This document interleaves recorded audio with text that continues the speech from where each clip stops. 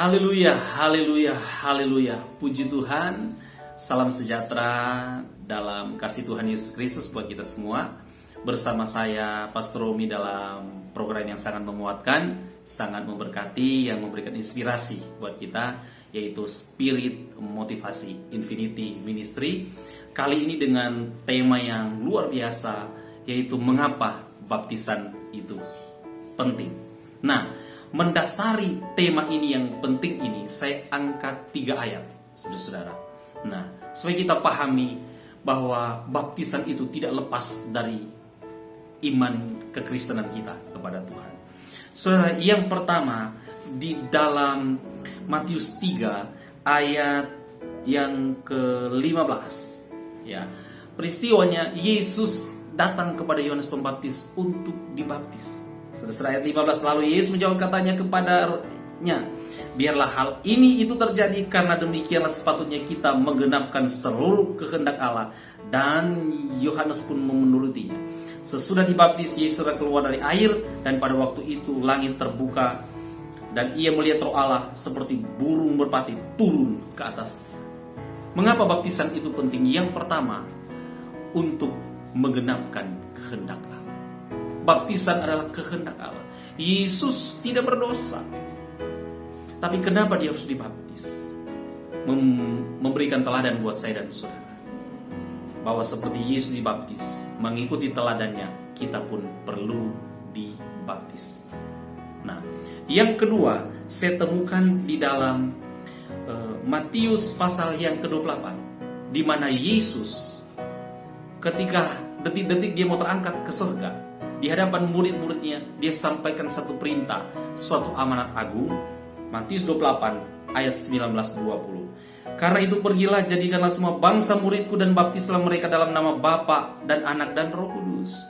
Dan ajarlah mereka melakukan segala sesuatu yang telah kuperintahkan kepadamu. Dan ketahuilah, aku menyertai kamu senantiasa sampai akhir zaman.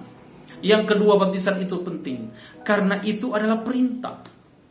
Dan kalau perintah itu harus kita jalankan, harus kita lakukan. Menyampaikan Injil, bersaksi kepada setiap manusia, siapapun itu, supaya mereka mendengar Injil keselamatan. Nah, bagian kita menyampaikan firman Tuhan. Nah, ketika orang percaya, kita muridkan mereka, kita baptis mereka untuk menjadi murid Kristus, menjadi umatnya Tuhan.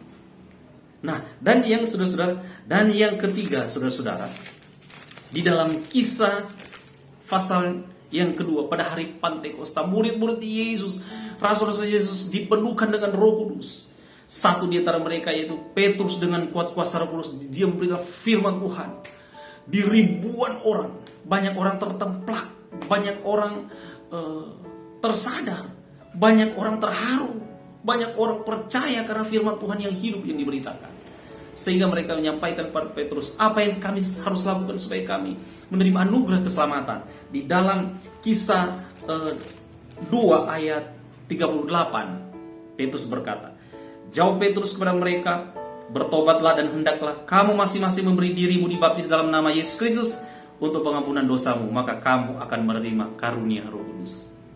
Tuhan mau, saudara-saudara, bahwa orang yang bertobat, percaya kepada Yesus sebagai Tuhan dan Juru Selamat, mengambil keputusan dibaptis supaya pengampunan dosa ada atas orang ini. Nah, saudara-saudara, baptisan adalah kehendak Allah, adalah perintah Allah.